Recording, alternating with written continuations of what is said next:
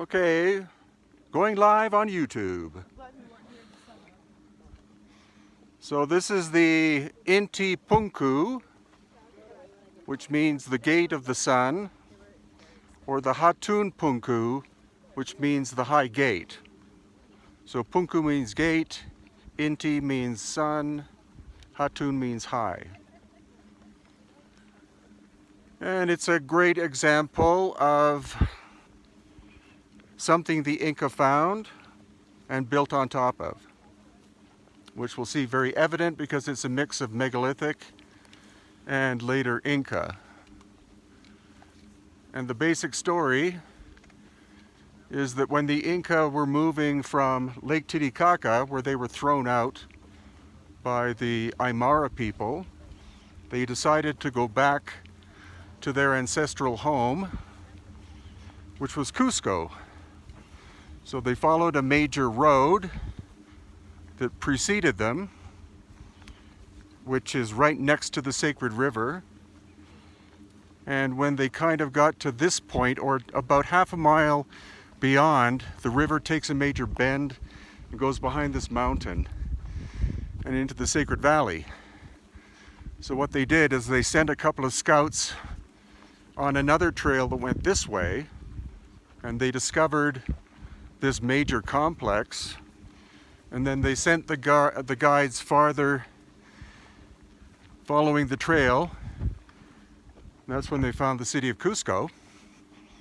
And so they decided to, rather than go into the sacred valley, they decided to go to Cusco, where they found the abandoned megalithic complex.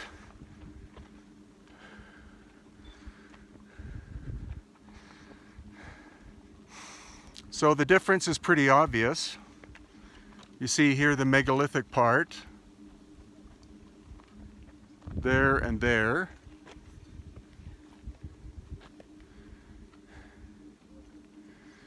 With the top part broken, and then they rebuilt it. So originally it was one giant opening here, but what they decided to do was they built this big thing in the middle, because this was the major entrance point from that time on to Cusco from the south. There were 4 giant gates, north, south, east, and west. This is the only one that still exists. And the reason why they put this big section in the middle was that this was the way out and this was the way back in again. And what they had was they had physicians stationed at the entrance and the exit, and everyone who wanted to either go in or out was monitored for their health as a way to protect the city from disease. So this is our first classic example of obvious difference between megalithic construction and Inca. Brian, was this one arch right over here, it looks like? Yeah, that's what I'm getting to next. Also cleverly, these people, of course, being engineers of water, they made a channel in the top and then put wooden planks to connect these 3 sections together.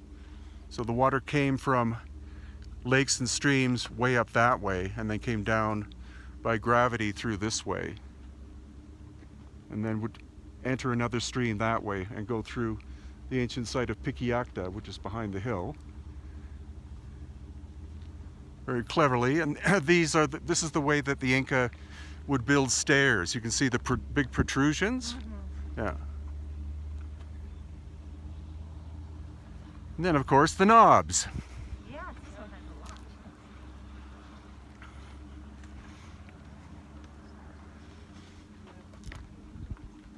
And the question is there a pattern to them?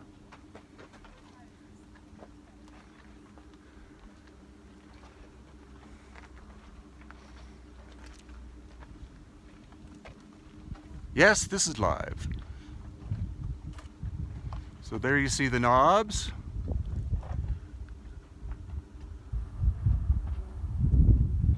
And it's basalt, the same basalt that was transported to Cusco. So the quarry we're going to drive past is right up over that hill on the left-hand side. So there's no way these were transported by hand or on the backs of llamas.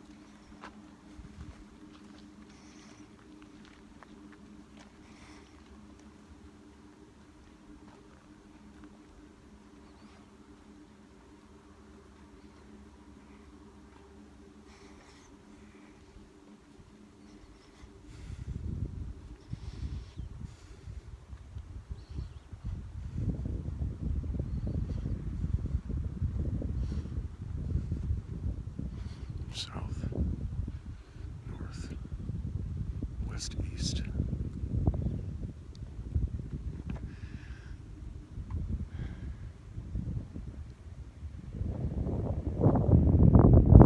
Also possible evidence of heat scorching on the western surfaces.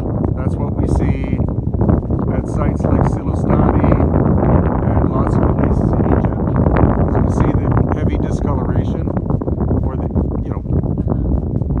that section there is much darker than the rest.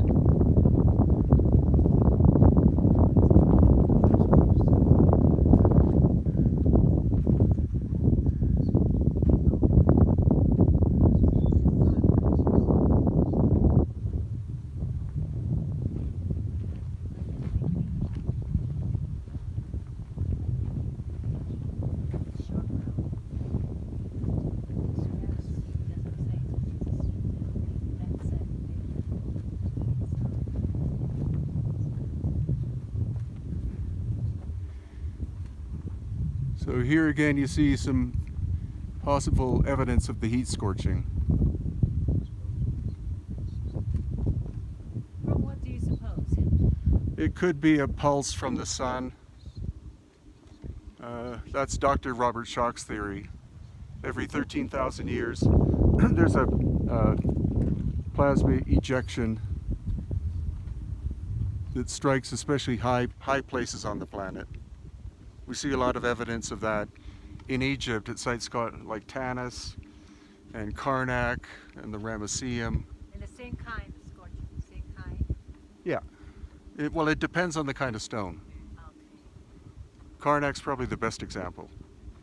And also Karnak and the Ramesseum. Does somebody have a compass? Yes. Okay. Check the cardinal directions, please. No, compared to the wall. You have to go from a surface. But the main causeway going through Karnak is off north, southeast, and west by 23.5 degrees. And any culture knows what the cardinal points are. It doesn't take a lot of rocket science to figure that out. Every culture can figure that out based on the solstices and the. Is it perfectly north, south, east, and west? Yes. Okay.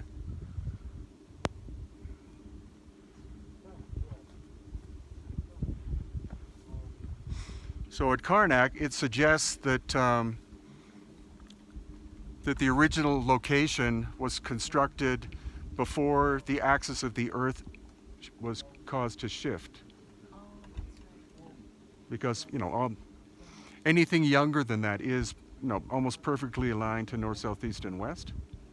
But in some ways that makes Egypt more mysterious and has more evidence of ancient cataclysmic activity. So I think 3 years ago there was a major solar plasma eruption from the sun, but it was on the opposite side of the sun. Otherwise it would have hit us again. But it went the opposite direction. So that's my My pet project is looking for obviously the megalithic stuff, but also evidence of cataclysmic damage. And you can see that the Inca didn't find this intact. It was hit by something because the top parts had fallen down. And So,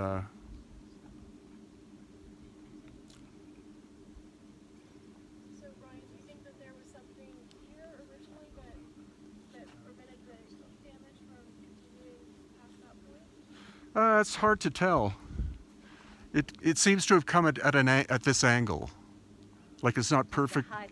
Yeah, not perfectly from the east, but especially if you ever go to Petra in Jordan, all of the western surfaces have been barbecued, and you can tell that because the treasury, which is the famous thing from Raider or from the Indiana Jones film, that's 1% of Petra. So it's 7 miles long as you walk through it. And it's only the second time when we went, all I was looking at were for the discolored surfaces, and they're always on the basically western side. So something came from the east. Logically, that would be the sun. And an energy of that kind would have vaporized any life form. So it's not that it was abandoned. The people just went, and the plants and animals just went kapoof. And the same thing in Egypt. That's why, it's likely that ancient Egypt is at least 13,000 years old. It was hit by the series of cataclysms. Everybody got turned into vapor, and then it cooked the surface of the ground, so it couldn't sustain life for probably 5,000 years. So it lay abandoned until the dynastic people moved in and rediscovered it. So if you're enjoying this trip, I suggest you come to Egypt as well. Yes. Because they're not the same. It's not the same culture. It's two very distinct cultures. Egypt is very logical. It's very linear. Here it's very artistic, like especially the polygonal stuff. Like when you see Machu Picchu, you'll see that it blends perfectly into the environment like a Japanese garden. Whereas in Egypt, everything's imposing. The Great Pyramid is 500 feet tall. And you feel like less than an ant, when you're standing next to it. It's like, seeing it on a video is one thing, but standing next to it. And also going underground into the Serapeum where these giant 100-ton boxes are that they say were made for bulls, but they never explain how they possibly could have been made. And bull skeletons were never found. Supposedly, when it was first excavated in the 19th century, there was only one of the boxes that was still sealed, and they blew the end up to see what was inside, and they found nothing, but the archaeologist stated that he found the remains of bulls, and that was transported to the Agricultural Museum in Cairo. So a friend of mine went to the Agricultural Museum in Cairo and said, "Can I see the mummified bull remains?" And he said, "I have no idea what you're talking about." So again, especially in Egypt, you get all this stuff being covered up and covered up and covered up. Brian, I can't step those steps. They're too far apart. Yeah, they're very high. Somebody a lot bigger than me was using them for steps. Yes. Yeah. I think the Incas were very tall. Well, we do have some evidence of that. I don't know if you heard the story, but one day, Irene and I, when we were living in Cusco, we woke up and said, "Why don't we go find some Inca?" Because there weren't that many of them, even at the height of the civilization. There may be 1,000 who were in control of the whole thing. So we got in a taxi and we asked the driver, "Can you take us to where some Inca live?" And he said, "That's San Sebastian," which is a neighborhood that we drove past. So he dropped us off, and then we talked to a guy who was selling popcorn and asked, "Can you tell us where some Inca people live?" And he said, "Down that street, 5th house on the right." So we knocked on the door, and this lady who was probably 6'1" opened this little hatch door and poked her head out and said, "Can I help you?" And we said, "Oh, are you Inca?" And she said, "Yes, she's from the lineage of Inca Roca." So then she closed the door and came back a couple of minutes later, and she had a certificate from the King of Spain that stated that the Spanish crown recognized the Inca as the royal people. So then she closed the door, and then she opened the main door to let us come in, and we had tea with her and her sister for about 4 hours, and just regaling us with the history of her family. And also, I've recently found out what happened was that when the Spanish were taking over Cusco, some of the Inca women married in with the conquistadors, and the rest were basically kicked out of the main core of Cusco, and their houses were taken, and they were all moved to the neighborhood of San Sebastian and given free land, and they've been there ever since, still keeping their bloodline relatively intact. You know, they did mix to some degree with the Spanish, but these two ladies, they were both over 6 feet. You know, pretty spectacular. And yeah, so that was great being able to meet that. Also, Wilco's ex-wife is from the Pachacutec family, so she has the very fine chiseled features of the Inca. So I think I told you about the concept of the Panaca, whereas the first Inca, he formed his own government based on family members. So his eldest brother, you know, he was the eldest, so he became the Sapa High Inca. Then his brother, next in line, became the high person of spirituality. Then the next brother became the high general. And all major positions were of direct family lineage, because, you know, you can trust your family to some degree, I guess. What? Wilco would like to explain the spiritual aspect of this. Okay, great. Okay, now Wilco's going to take over. Wilco, pon el micrófono. You have to take... Gustavo, ayúdale a Wilco. Oh, here. Okay, Wilco's taking over. Welcome to the one special site.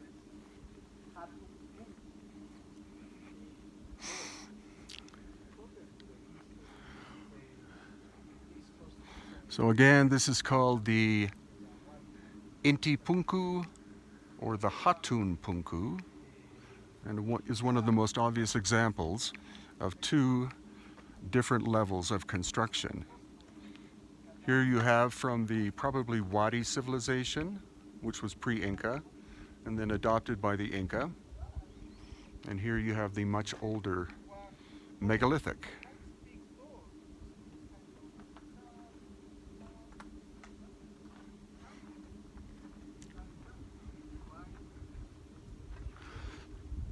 And the curious nubs or knobs. Okay, thank you so much for watching. The next video is going to be from the village of Andahuaylias, where we're going to look at the fascinating Waikiki skeleton.